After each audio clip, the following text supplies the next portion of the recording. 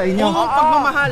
At hindi lang yun, kuya. Alam mo, gusto mo malaman kung anong talaga ang ayaw namin? Opo. Dahil may nakaparada diyan na jeep, diyan sila umiihi. Oh, Kaya dito, sa loob, mapanghi. ang panghe, diyan sila umiihi. Alright. Hindi lang isa yan, isip-isipin mo. Dahil may jeep eh. Tinoto dahil Dapat yun siya pa, pakata ko na matigas ang ulo niyan eh. Nakatakan nyo na yan! kilala niyo may-ari niyang bossing? Kilala niyo? Oo, matigas ko talaga ulo niyan. Kahit alam niyang mali yung parada niya, talagang hindi niya ano. Magbabayad ako dito kung magkano, ibabayad ko ano doon na magbabayad. Doon po talaga ang bayaran. Oo nga po. Doon na magbabayad. Kaso parang hindi naman dobi-dobi naman yung ano ko, yung gastos ko.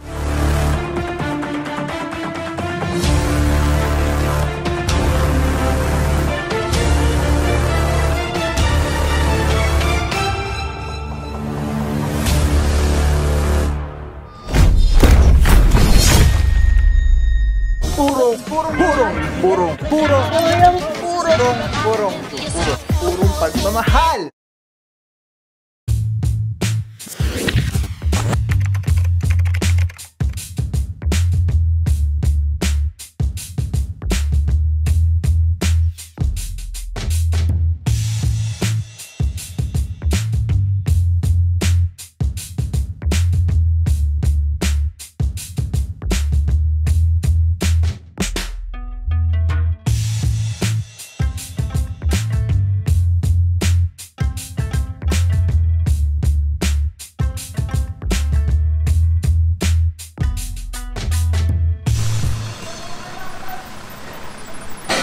Alright mga puro, kabignayan.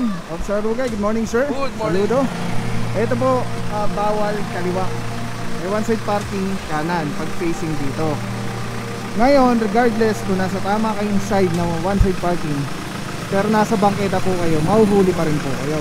So ito po, wala na siya sa tamang side, nasa bangketa pa siya. Inaorasan na po yan currently. So ito, nasa tamang side siya.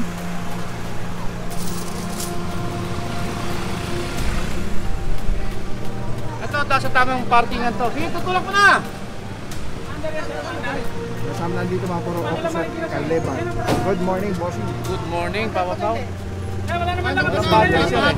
Tutulak mo na.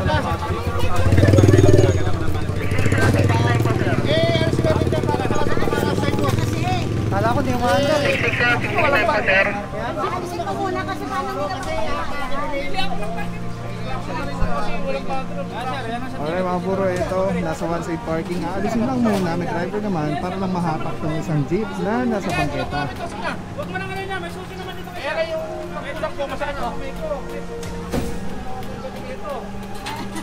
Tisa sa pa niya. Ano pa ang ulit ko? Saan pa naman yan? tulungan niyo muna. Ano ba eh? Siya, patulak. Ito po ba? Pag ganun ka.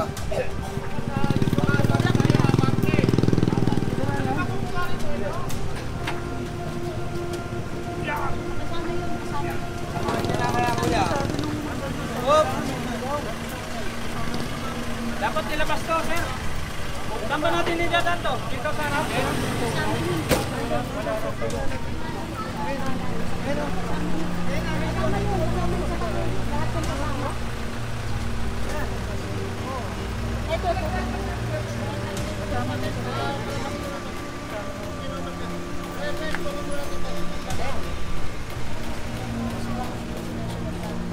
Di ba kung kuha nito? Anong topic kuha nito?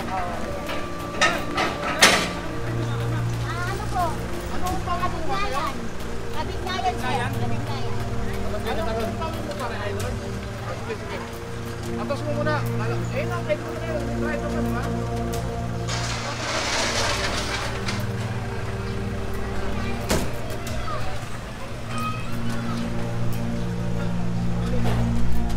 So dito mga puro isa. Hindi, may one side parking dyan. Gutter o? Oo, gutter. Ito.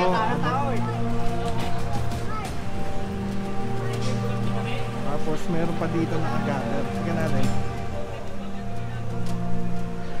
Hindi natin alam kung sa pool to. Sige natin kung i-consider. Pero pagdating doon na yun, yung isa, kapag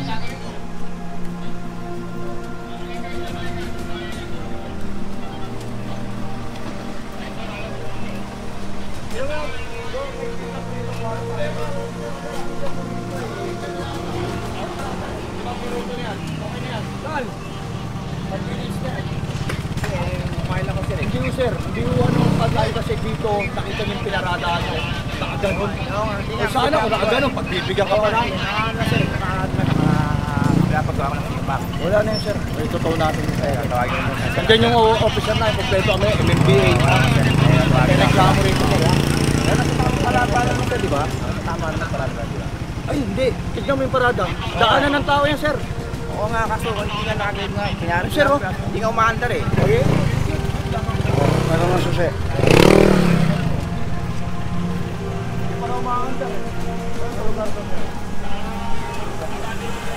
Sabi ni Posing kanina, kumain lang. Tapos ngayon, hindi daw umaandar. So meaning, nakapark talaga si Posing dito. Mga puro Arlie, hinihila na po yung, ano, yung van. Yung nasa bangketa, nasa maling side. Ayun, sila ko sabi ng sila wala akong problema. Towing draw ko eh. Totoo lang po talaga yan sir. Na-traffic lang naman ako din sir. Totoo lang po yan sir. Ano mo na lang yung susi sir para mas madali sir. Traffic na ako sir, di ba? 5 minutes naman, di ba? Ano na lang po yung susi sir, pag-buksan tapos so ano yun para po mas madali. Para di po may stress po kasi pasensya na po kayo sir. Pasensya na po kayo sir. Dito, nagtamarado ko ng sige nyo. Ako hindi po talaga. Dapat pag ano po. Oo nga, makikita ko naman sila. Kaya nga ito nga ano eh. Ito sir kasi pasok yan sa ano. Ito yung sidewalk natin pasok. Eh ikaw Hindi, nakaharap oo ka nga, sa sidewalk. ngayon lang naman yan eh. Ngayon lang naman yan. Naabutan po kayo sa ng operation. Pasensya na po kayo sir. Pasensya na po. Pasensya na po kayo sir. Pasensya na po kayo sir. Kailangan po talagang buksan mo na lang sir para hindi po mahirapan. Sige po.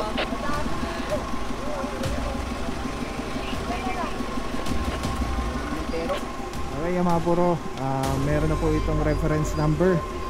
So, impound na po ito. Subject for impound rate sa mga Marikina. At nagawa na rin po siya ng impounding notice. Tapos doon naman hinihila na yung jeep sa loob, sa bangketa rin. Ang daming sakyan dito oh. Pero nasa tamang side naman sila ng parking. So okay lang. Ito lang yung mga inabot, yung mga nasa bangketa. Kaya sila tinotow dahil Dapat yun siya pa. Pakata ko na matigas ang ulo niya na yun. Nakitakan niyo na yan!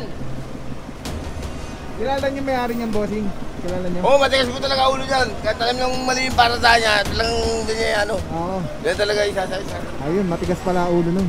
Yung isa na yun. Sabi ni bossing.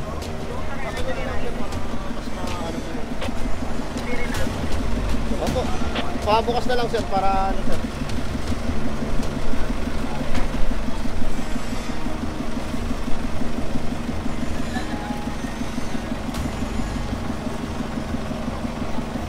Patabi mo na yan.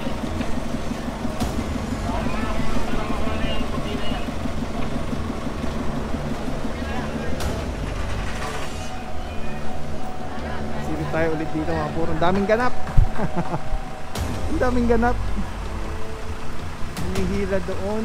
Dito rin. Hinihila dito. Hihilahin na rin po dito. Ayusin na natin sa Congratulations!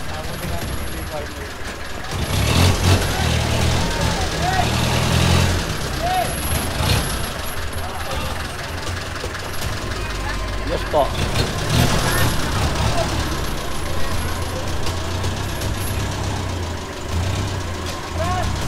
okay mga puro. Ito okay na po. Tanggal na yung isa dito. Ito na po. Hihilahin na po. Ang driver, alis mo na. Titikitan mo pa rin. Titikitan lang po. Alis mo ako eh. Titikitan po yun. Titikitan niya. Alis mo ako eh. Titikitan pa rin.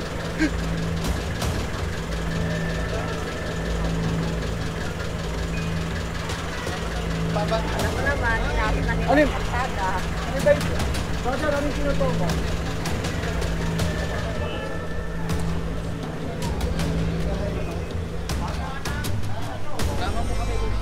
Sharat bossing.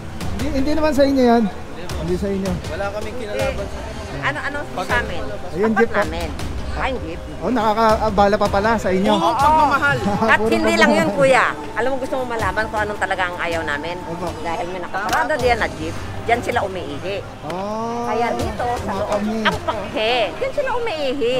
Alright. Hindi lang isa yan, isip-isipin mo. Dahil may jeep eh. Thank you po. So yung mga puro, yun, nakaka-permission na pala ito dahil nakaharang yung jeep, nagiging ihian na pala yung side na to. Eh, bumabaho para dun sa mga residente. At ayun na nga, buti na lang yung action din ng barangay Tatalon na action na nito. Ayan, natanggal na po. Ay, sarot sa inyo mga boss ha. Ayan, sarot po. Kuya, picture. Picture. Picture! Hey! Opo, pagmamahal lang. Puro pagmamahal. Thank you boss. Ayun, isa pa. Sabay. Eh! Buong pagmamahal lang. Load lang ng vlog, guys. Thank you po, thank you. Ingat po, ingat. Alright, so yung mga puro nakakatuwa lang din kasi nakikita natin na natutuwa rin yung mga residente kasi mukhang bala na rin nga talaga yung mga dito. Saka nakita po natin hindi po yung jeep po hindi po yata sa parang hindi siya nag-ooperate. Katulad po nun sa bangketa rin. Stalled vehicle na po siya. Alright, nakakatuwa may mga puro tayo dito. Sayang wala na tayong sticker. Sana nabigyan natin. Boss, thank you. Bye-bye, thank you. Alright, so ito na mga puro. Currently hinihila na po ito, itong isang van na puti. Ito yung bukod tangi na nasa marine side na parkingan. At the same time, nasa bangketa pa.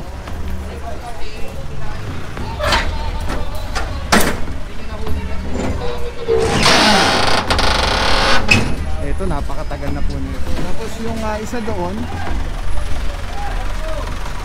hihilahin na rin po yung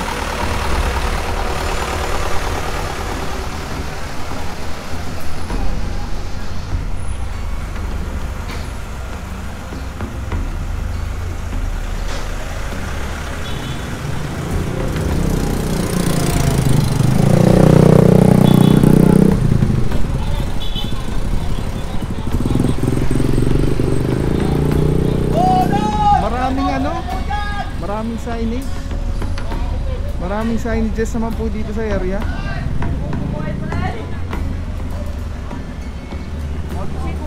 Ito, hilahin na rin po ito. Eh, si Officer Cortez andun sa may bandang harapan.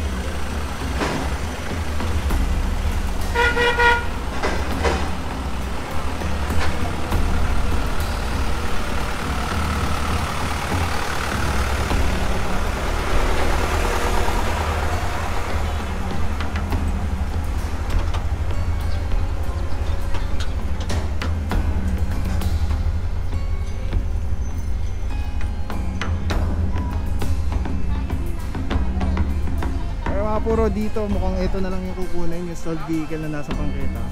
Tapos di natin alam kung okay na yung isang van doon. Kasi dito, nasa bangketa rin, nakuha na yung jeep.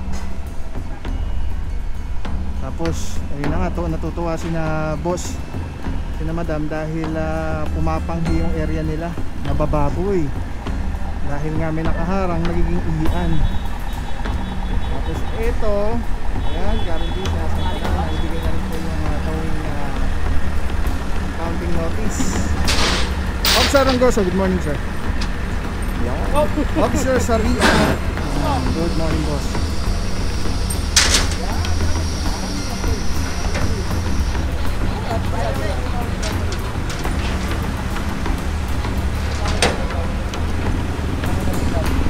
Alright, dun tayo kay Officer Cortez. Kapag natin, anong day citizen, Officer Martin.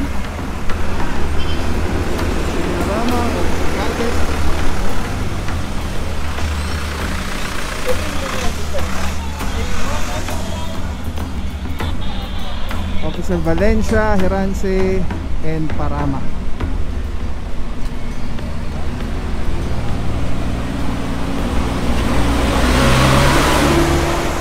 Kung gagawin natin, ilagay na lang natin sa maayos doon. Kung sakali man kung matutubusin mo man, ipakuha mo sa ibang contract. Oo, ngayon ang problema nga, magbabayad pa ako ng ano. Wala naman ako yan, di ba? Hindi naman alis na. Gusto ko lang sana, hindi naman tumatakbo yan, di ba? Magbabayad ako dito kung magkano, ibabayad ako ng ano doon na magbabayad. Doon po talaga ang bayaran. Oo nga po, doon magbabayad. Kaso parang hindi naman dobi-dobi naman yung ano ko, yung gastos ko. Ayun lang naman ang inaano ko eh. Wala naman problema, mabayaran ko yung na-violation yan. May process po kasi sila eh. Kailangan madala po talaga yan. Yun nga, ano. Yun po yung SOP nila. Procedure na. Madodobi talaga ako niyan, pagod talaga. Pero po talaga. Kaya nga nakikiusap na nga sana ako. Alright, yung mga nakikiusap sa bossing na dito na lang bayaran, kaya lang hindi po pwedeng ganun. Ang process po talaga is, ay, yung ganito pala sa dulo. Ang process po talaga, ay,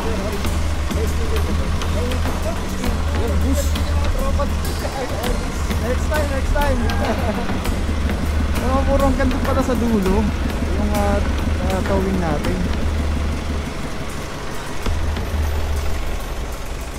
Si Officer Cortez, ang galing na dun. Alright, tuloy-tuloy lang po tayo. Ang tabay lang mga puro. Mag-overheat na yung ano natin, yung ating coverage ng camera. Let's go guys. Tinggal ka, sir. Ubus na boss eh. Sorry, next time. Alright mga puro, ito inihila na po itong isa dito na nasa bangketa rin, isang SUV. Kabignayan pa rin po, sama na dito Officer Cortez, Sir Maure, Martin.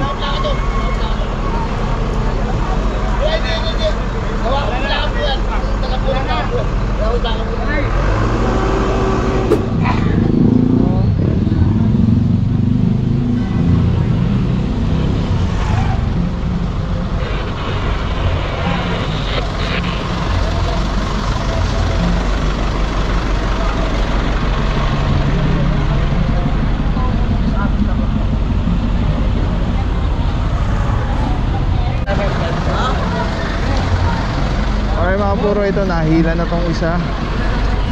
Tapos diretso na po ito Tumana Marikina. Ayun, may sasama na lang na driver para mai-release din po nila agad yun sa kanila. Tapos dito okay na, makuha na yung puting van. And then yun dito yung mga jeep. Ayan, okay na rin. Ito na lang isa, kaya lang wala yatang gulong ito, kaya hindi natin mahila.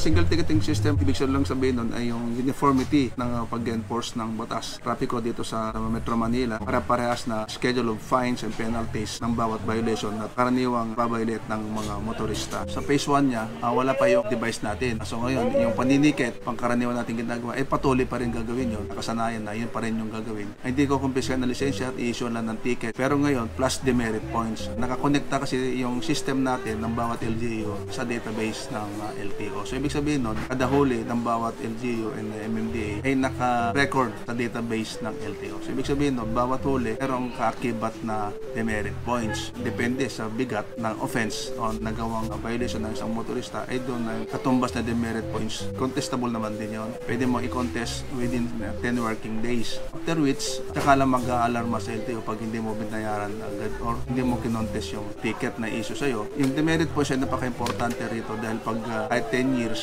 or 5 years yung validity ng inyong lisensya, ay pwedeng kumpiskahin ng sinamang enforcer ang inyong lisensya kapag naitala sa record na humigit ka na sa 10 demerit points or meron kang outstanding or hindi binabayarang multa. Pag hindi mo siya binayaran or hindi mo siya kinontest within the 10 working days, yung pangalawang offense mo palagi ay pwede na kumpiskahin din ang iyong lisensya. Kahit saan ka mahuli, pwede mo naman rin siyang bayaran anywhere. Nice. Pwede ka magbayad sa counter ng over the counter ng bawat LGU sa City Hall. Also, yung mga payment scheme, electronic payment scheme, nice, katulad ng GCash, Paymaya, and other sa mga bangko na katuwang natin sa e-payment. May limitation siya ng tatandaan po natin, ang pagkakaroon ng lisensya ay isang privilege siya. So, ang gobyerno, through LTO, pwedeng bawiin anytime yung lisensya once you committed the maximum number of demerit points.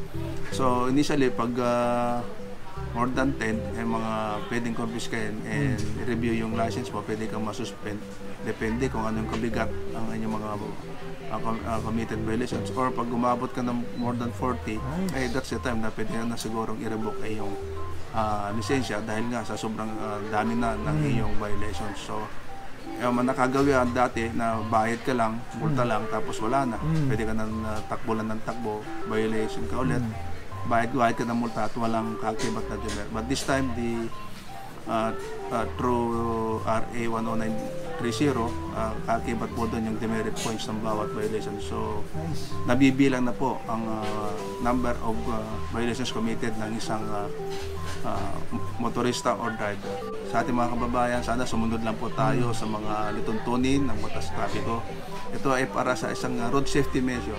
Ang intention po natin dito ay magkaroon ng disiplina sa ating lansangan sa pamamagitan natin mga enforcer, sa ating mga motorista. Sumunod lang po tayo, magkaroon ng kaayusan at disiplina para magkaroon tayo ng maayos ang daloy ng trapiko at mabawasan po yung insidente ng mga banggaan o road crashes. Kami po yung umaapila sa inyo, magkaisa po tayo, pagtulungan po tayo para sa kakaunlad ng ating lungsod, para kakaunlad ng ating bansa.